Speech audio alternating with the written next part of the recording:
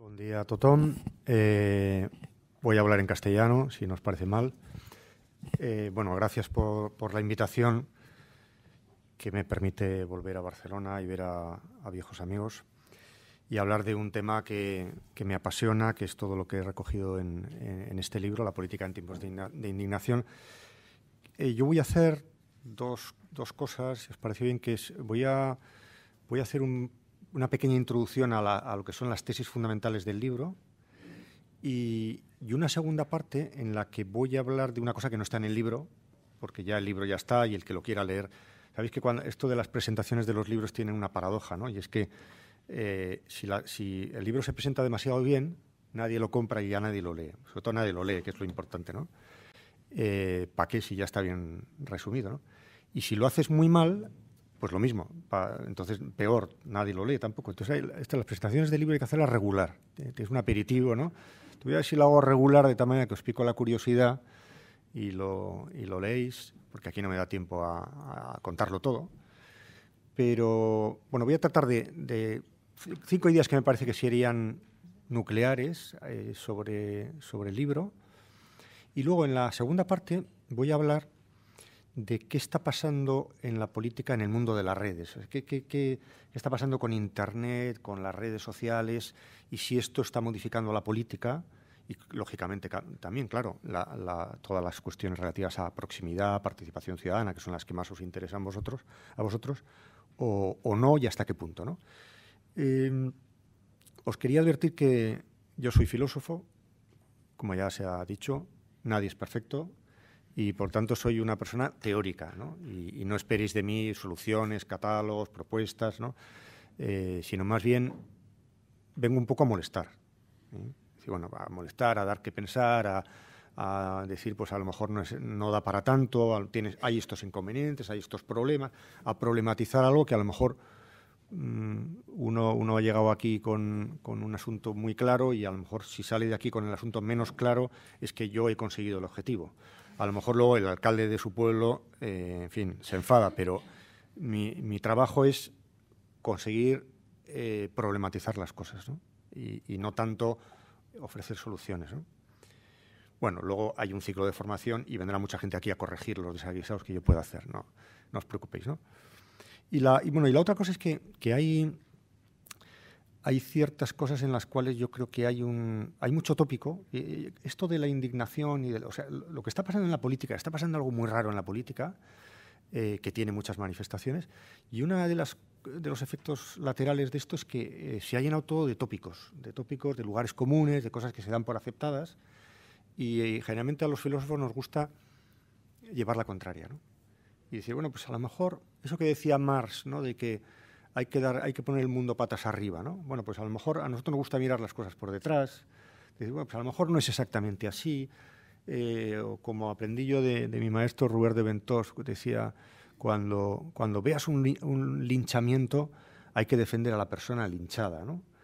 Aunque luego resulta que sea un sinvergüenza y casi se merecía el linchamiento, ¿no? Pero de entrada hay que defender, es un principio moral básico, ¿no? Defender a quien está siendo linchado, ¿no? Bueno, pues yo veo que hay muchas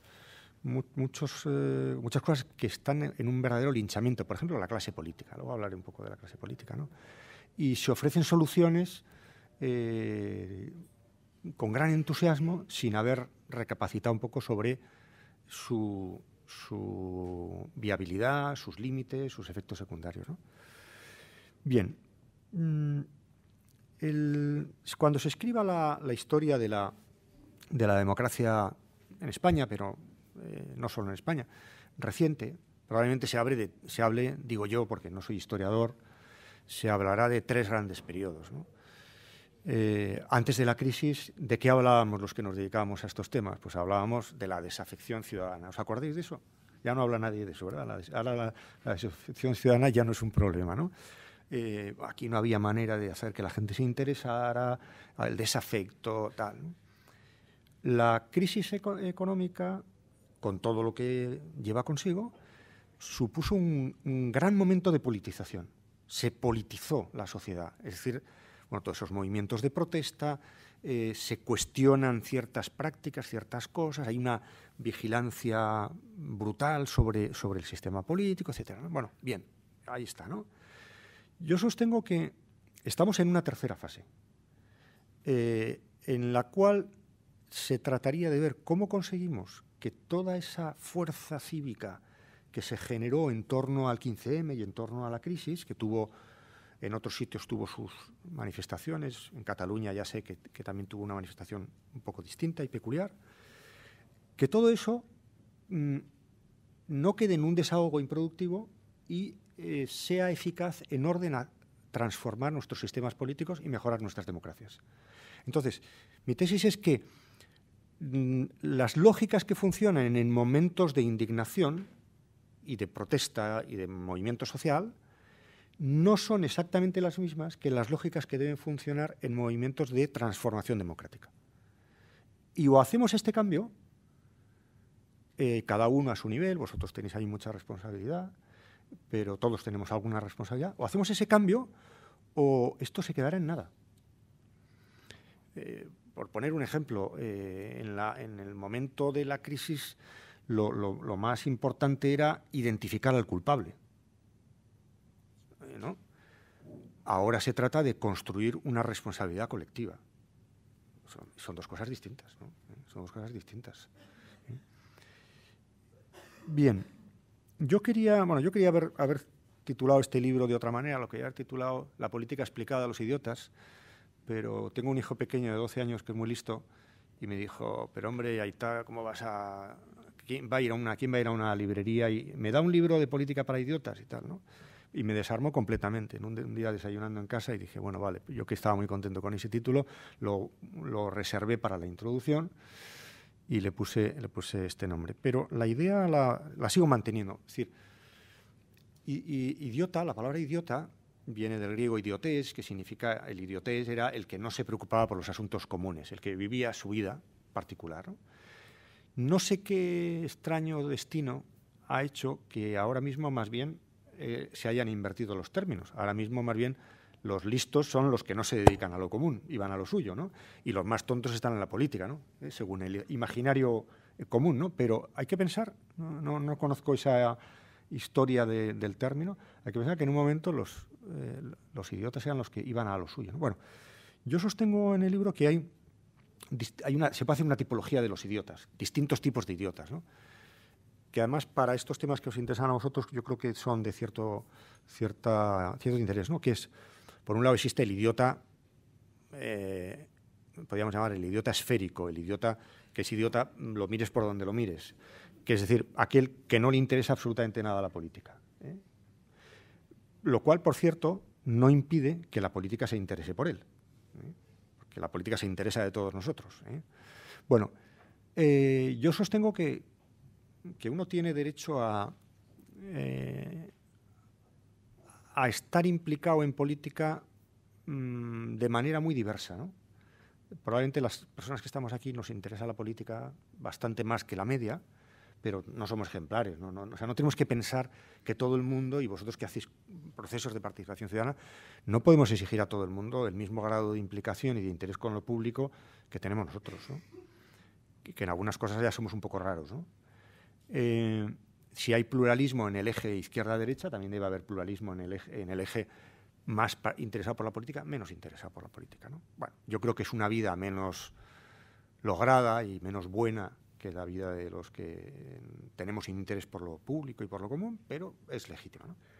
Existe otro subgrupo de idiotas, que son los idiotas que claramente quieren destrozar la política. Eso, bueno, tampoco vamos a sacar aquí la lista de culpables, pero, en fin, hay mucha gente a la cual le interesa que la política no funcione o que se convierta en algo ornamental. Fundamentalmente porque tienen un poder ya por su casa, ¿no? El que tiene dinero, el que tiene influencia, le interesa eso que en el lenguaje ahora corriente, que lo estamos viendo, que haya gobiernos estables. Gobiernos estables, yo entiendo lo que significa la estabilidad, ¿eh? No me quiero meter con eso, ¿no? Pero para muchos un gobierno estable significa que el negocio vaya bien, ¿no? O sea, que no se interfiera esto, ¿no? Pero que tampoco moleste demasiado. Hay gente que está pensando en eso, ¿no? Bueno, hay otra gente que está pensando que la palabra estabilidad es un insulto, ¿no? Porque, claro, 5 millones de parados, cuando oyen la palabra estabilidad se echan las manos a la cabeza, o se salen corriendo, ¿no? Pero esa idea de estabilidad, esa idea de un gobierno que no moleste demasiado y que permita que las cosas funcionen, ¿no? Bueno, tampoco vamos a perder demasiado tiempo metiéndonos con este tipo de gente, con este tipo de poderes. Bueno, pues ya se sabe, vamos a ver cómo nos defendemos de eso y tal. Hay un tercer tipo de idiotas, que es al que más me ha interesado en el libro, que es, podríamos decir, el idiota que no lo sabe, o el idiota indirecto. Es decir, aquel que está muy interesado en política, habla mucho de política, protesta, actúa, vota, tal, dirige exigencias a la política, pero a veces estas exigencias son contradictorias o tienen detrás una lógica de cliente enfurecido, que, hombre, no es la misma lógica que la de un ciudadano crítico y activo, ¿no? Son dos cosas un poco distintas. Yo creo que la política se está convirtiendo en un asunto que tiene que ver más con clientes y con el consumo y con el marketing de lo que debería, ¿no? Bueno, y este es a los que más afecto les tengo, a este tipo de idiotas y a los que más he dedicado a decir, vamos a ver, tópicos, conceptos, propuestas, pues igual no es exactamente la solución, ¿no? Bien, en esta intervención os vais a encontrar seguramente con problematizaciones de conceptos que son muy queridos, ¿no? No me veáis mal, ¿no? Si lo hago así, verlo como una expresión de afecto, ¿no? Quiero que lo hagáis bien, que tengáis unas claves, que tengáis un marco conceptual el mejor posible, y para eso yo creo que es necesario mirar las cosas un poco al revés, ¿no? Voy a decir cinco tesis que define el libro y luego paso al tema de las redes sociales y cómo ha cambiado el paisaje político desde ese punto de vista, ¿no? Primera tesis. Yo creo que nos estamos equivocando en general en un error de diagnóstico, porque estamos dando a entender que muchas de nuestras soluciones a problemas políticos tienen como trasfondo la idea de que hemos hecho un diagnóstico según el cual el problema de la política es que la política es muy poderosa y que hay que defenderse de ella, ¿no? Y hay que limitar, frenar, equilibrar, es decir, como hicieron Montesquieu y todos los teóricos de la democracia naciente frente al absolutismo, Locke, etcétera, Hume, la gran obsesión de la democracia en su estado de nacimiento era limitar el poder, equilibrarlo, tal, ¿no? Bueno, no estamos en este momento. Estamos en un momento, casi diría, completamente inverso. Estamos en un momento en el que la política es extremadamente débil y va camino, si es que ya no lo es, de ser algo superfluo, inofensivo, un ornamento que no molesta, pero que no configura. Desde luego no es una instancia revolucionaria, no es una instancia de configuración del espacio, de colonización del futuro, de grandes proyectos. No, es una instancia de cortoplacismo, de táctica, en el mejor de los casos, reparación de cosas que se han roto. Un parlamento no es un lugar de anticipación del futuro, sino un taller de reparaciones de los destrozos que la historia y el curso evolutivo de la modernización va dejando detrás, ¿no? Es así. Entonces, creo que la gran preocupación nuestra debería ser fortalecer la política, que, por cierto, no significa fortalecer el poder de los políticos y de las políticas. Es otra cosa distinta. Se trata de fortalecer el sistema político y fortalecer la lógica política para tratar los problemas políticos, ¿no? Segunda idea.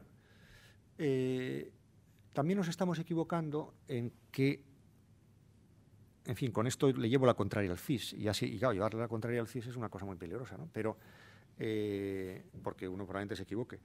Pero nuestro problema no es que tenemos una clase política muy mala y, por tanto, algo que se arreglaría si sustituyéramos a la clase política, ¿no?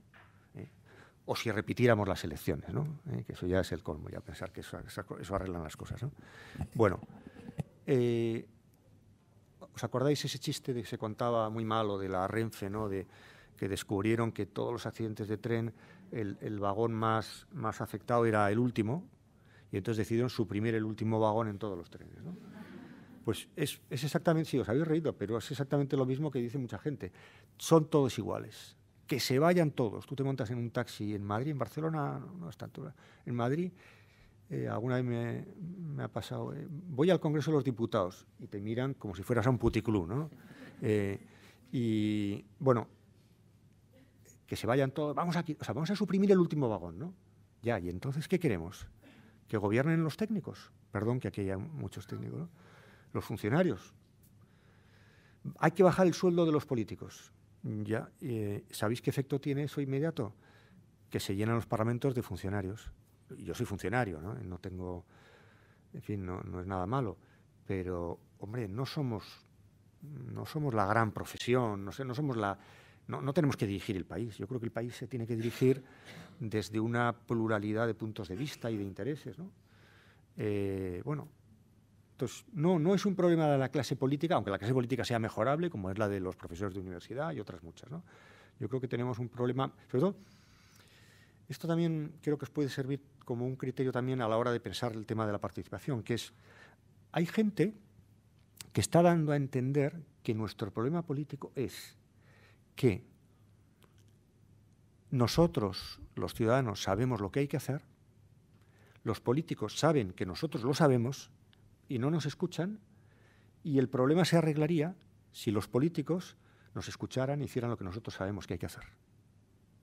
¿Verdad que sí? Que hay bastante gente que en el fondo está pensando esto, ¿no? Y yo siempre he dicho que si es malo el elitismo de las élites, también es malo esta especie de elitismo invertido, que es el elitismo de la gente, ¿no? Oye, quien más, quien menos, incluso los que nos dedicamos profesionalmente a esta materia, tenemos bastante perplejidad acerca de lo que hay que hacer, ¿no? Y por tanto, si hay procesos de deliberación política, si hay procesos de participación ciudadana, si hay parlamentos, si se discute, es para combatir la perplejidad, no para que unos hagan caso a otros, ¿no? No vamos a hacer caso a los políticos, pero tampoco vamos a exigir que los políticos nos hagan caso a nosotros, porque no se trata de eso, ¿no? Se trata de construcción, de discurso, de estrategias, etcétera, ¿no? Bien, la tercera idea era ¿qué está pasando con esto de lo nuevo y lo viejo en política, ¿no? Otro gran tema, ¿no?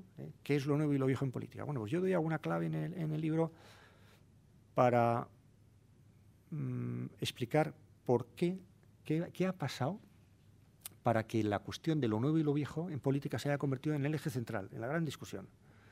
Y hasta el punto de que en estos momentos el gran valor político es la virginidad.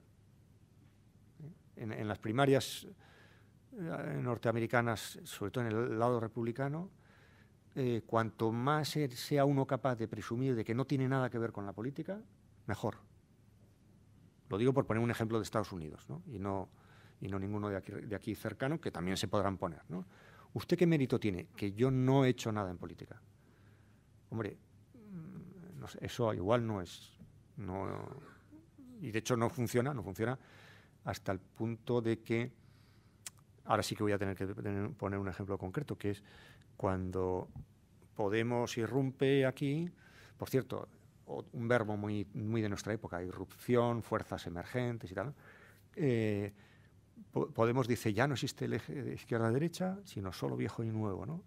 ¿Y sabéis qué es lo que desmiente esa pretensión? La aparición de Ciudadanos. Es decir, la aparición dentro del eje nuevo y viejo de un nuevo de derechas y un nuevo de izquierdas, ¿no? Por decirlo un poco simplificadamente, ¿no? Bueno, aquí hay yo creo que estamos en un carrusel. La política se ha convertido en una montaña rusa, en un carrusel en el que todo va a una gran velocidad. Los que saben de esto hablan de volatilidad, ¿no? Yo tengo dos anécdotas para contar. Una persona dos conversaciones con dos políticos de dos partidos completamente distintos. Bueno, pongo los nombres, pero vamos, la etiqueta, pero repito, yo todas las referencias que haga a la política serán para ilustrar algo, no para meterme con nadie, ¿eh?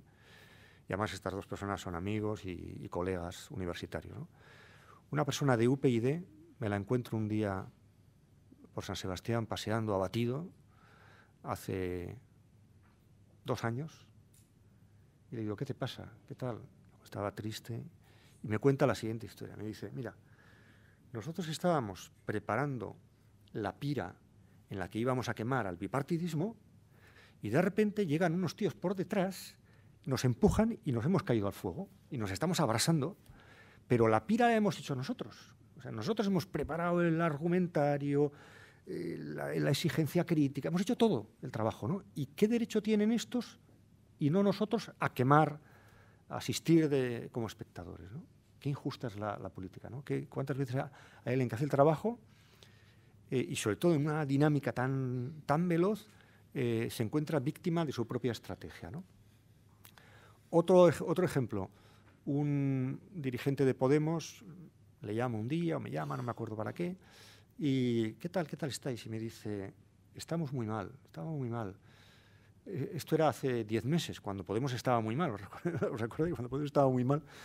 Y luego vino la remontada, y, o sea, es la montaña rusa, ¿no? Y me dice, el tiempo se está portando muy mal con nosotros, el tiempo. Luego eso le pasó a Ciudadanos en la campaña. La campaña se hizo larguísima, ¿no? Por otra serie de cosas, ¿no? Yo le dije, hombre, es que habéis cometido un error, que es apostarlo todo al tiempo, ¿no? Jugarlo todo a que sois nuevos y nada más. No sois ni de derechas, ni de izquierdas, ni nacionales, ni no nacionales, no sois nada salvo nuevos. Claro, eso es como ir a ligar a una discoteca con ese arma, ¿no? Pues bueno, pues ese arma sirve poco cuando uno ya pues, no es tan nuevo, o simplemente el tiempo empieza a contar en su contra, ¿no? Si yo quiero ser joven, en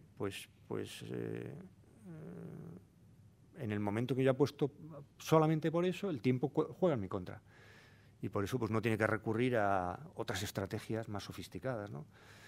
Es que he escrito varios libros, he viajado mucho, bueno, tampoco da gran resultado, pero al final. Bueno, o lo que ha pasado en esta campaña electoral, ¿no? Representamos la experiencia, sí, hay que taparse la nariz al votar, pero representamos la experiencia. Y de hecho, eso a mucha gente le vale, a mucha gente le funciona, ¿no? Es decir, no es verdad que lo nuevo reemplace absolutamente a lo viejo, sino que se juega en ese equilibrio y hay gente que no quiere experimentos, o quiere más, o quiere pocos, y hay gente que lo que sea con tal de que sea desconocido, ¿no? Mejor una cita a ciegas, ¿no? Bueno, en el fondo, ¿qué ha pasado? A mi juicio, que la lógica de la moda ha invadido la vida política. Y la lógica de la moda funciona proponiendo la moda del vestido y de la decoración y todas estas cosas, ¿no? Funciona produciendo cosas nuevas continuamente para satisfacer una relación que es de consumo. Pues, la política ahora mismo funciona con unas leyes del consumo brutales, luego me referiré a esto. Con lo cual tú tienes que estar continuamente innovando, renovando en la superficie, pero, amigos, aquí hay otra clave de cómo funciona la moda. La moda funciona también a base de reposición. Vuelven los 60, vuelven los 70, ¿no? Si tú tienes unos pantalones acampanados que no los tires, que eso probablemente vuelva, ¿no?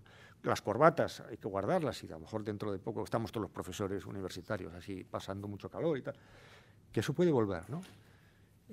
Si hace 10 años nos dicen el año 2015 en España se hará una película cuyo protagonista será Rafael, no nos lo hubiéramos querido, ¿verdad? No lo hubiéramos querido y ha debido funcionar más o menos, dicen, ¿no? Si eso ha sido posible, ¿quién no nos va a decir que va a volver la socialdemocracia, por ejemplo? ¿Por qué no va a volver la socialdemocracia, ¿no? O va a volver cosas que ahora mismo están totalmente fustigadas y escondidas, porque parecen en el baúl de la... Bueno, mi conclusión de este tema, dejémosle el trabajo a los historiadores. Dentro de unos años los historiadores dirán, en el 2015, en Cataluña, lo verdaderamente novedoso era esto. Y esto que iba de muy nuevo, pues repitió errores antiguos, ¿no? Eso lo decidirán los historiadores, más que nosotros, ¿no? No porque uno se proclame nuevo es nuevo, ni ni eso que proclama nuevo es lo nuevo, y al revés, ¿no? Hay ciertas cosas que van a durar más, van a sufrir crisis, y es muy difícil que muy pretencioso, por nuestra parte, como contemporáneos, identificar algo como nuevo o saber si estamos en un bautizo o en un funeral. Realmente es muy difícil, ¿no? Como el chiste de la boda y tal, ¿no? Pues, ¿esto qué es? ¿Un bautizo o un funeral? Pues mira, yo no lo sé muy bien. Y yo, desde luego, me dedico a esto y hay muchas cosas que no lo sé muy bien, ¿no? Bien. La cuarta idea es, la política es decepcionante.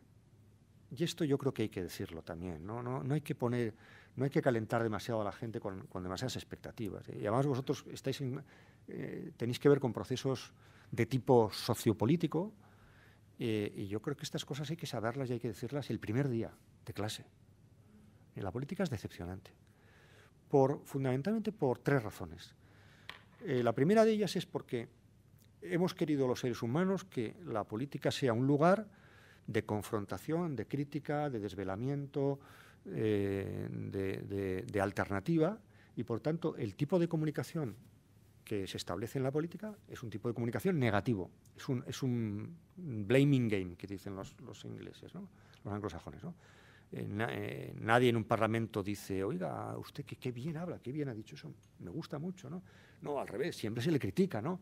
Se está en contra, todo el mundo está en contra, se bloquea, se paraliza, se critica, ¿no? Bueno, a eso le debemos buena parte de nuestra libertad. Imaginémonos que el Parlamento se convirtiera en un sitio de gente que se lleva demasiado bien. Pues mal asunto, ¿no? Se tienen que llevar mal, en ese sentido, ¿no? Tiene que haber ese juego, ¿no? E incluso cuando las instituciones funcionan bien, salen los casos de corrupción, la prensa hace su trabajo y la prensa vive de desvelar situaciones de escándalo y tal. Entonces, uno que no tenga mucha idea, un marciano que llegara aquí diría, qué mal está esto, ¿no? Y yo propongo una cosa que es contraintuitiva, y además yo lo hago, que es, hoy coges el periódico, hoy mismo, sin ir más lejos, y hay que esbozar una sonrisa. Hay que decir, qué bien, esto funciona mejor que ayer. Han pillado a una trama corrupta, hay una policía, hay unos jueces, hay unos medios de comunicación que hacen su trabajo. Yo me hago un ejercicio psicológico de, siempre que sale una mala noticia en el periódico, esbozar una sonrisa y decir, qué bien, esto va bien, vamos por el buen camino. Cuando lo normal es decir, oh, qué mal, ya han detenido ahora, detienen a tal, la siguiente va a ser Rita Barberá, esto ya, si Rita Barberá entra en esto, ya es que ya no somos ningún inocente. Bueno, pues no, pero esto hay que explicárselo a la gente, es que la gente no lo sabe. La gente no lo sabe. Bueno, segunda idea de por qué la política es decepcionante, porque, y esto también hay que decírselo a la gente, porque en política uno no consigue nunca todo lo que quiere. Salvo que uno viva en un delirio autoritario, y tampoco. La política es un lugar de frustración, de enorme frustración. Uno llega con un proyecto, con un programa, con un tal, y le votan pocos. Encima llega al Parlamento y hay que configurar una mayoría. Bueno, ¿qué os voy a contar? Con lo que estamos, el espectáculo que habéis vivido aquí y el que estamos viendo ahora, el juego que estamos viendo, ¿no? Y luego habrá que transaccionar y llegar a un compromiso y pactar con el enemigo al que le hemos puesto a caldo. Y claro, como lo hemos puesto demasiado a caldo, los nuestros no van a entender bien esa transacción. Bueno, es un lugar de decisiones siempre insatisfactorias, ¿no? Y el que diga lo contrario miente. Y el que no sepa gestionar esa insatisfacción y comunicarlo bien a los suyos, pues no nos estará engañando, ¿no? Y en tercer lugar, la política, también esto hay que decirlo, la política es un lugar donde se toman decisiones en medio de enormes condicionantes. Hay enormes condicionantes. Esto no es el espacio vacío, esto no es una cámara vacía, un satélite. No, esto es un lugar donde hay un conjunto de fuerzas, algunas muy ilegítimas y otras muy en su derecho de presionar, en el cual se hace lo que se puede. Bien, por tanto, ¿cuándo dejará la política de decepcionarnos? Pues nunca. Nunca. Y la política es gestionar esa pequeña y gran frustración. Y la última idea de esto, me he extendido muchísimo. Bueno, tendré que decir 4 cosas de lo otro, y si queréis luego lo dejamos para el coloquio, ¿no? La última idea es, bueno, a pesar de todo esto, ¿podemos esperar algo en una democracia, en un sistema político democrático? Pues sí, sí podemos esperar. Vamos a ver, yo creo que el triángulo de las Bermudas que hemos configurado es un triángulo dramático, en virtud del cual no compaginan bien lo que los políticos prometen, lo que la ciudadanía esperamos de la política y lo que la política nos puede proporcionar. Ese triángulo falla, porque los políticos prometen demasiado, porque la ciudadanía espera demasiado y porque la política es muy poco capaz de proporcionar aquel mínimo que debería proporcionar, ¿no? Entonces, o articulamos bien eso o generaremos más frustración. Pero mi conclusión de esta parte sería, hay que comprender la naturaleza de la política. A mí con este libro lo que me gustaría es contribuir a que la gente tenga una buena idea de lo que está en juego en la política, de lo que la política tramita, de cuál es la lógica política, ¿no? Lo cual no significa que esté todo el mundo de acuerdo con lo que yo digo, pero que sepa cuáles son las claves de esa lógica, que es una lógica distinta de la lógica del dinero, de la lógica de la moda, de la lógica de los medios, que tiene sus peculiaridades, y solamente cuando hayamos comprendido bien eso, estaremos en condiciones de exigirle a la política todo lo que le podemos exigir y criticarla con toda la dureza que la política se merece, porque la política no lo está haciendo nada bien. Esa sería mi conclusión.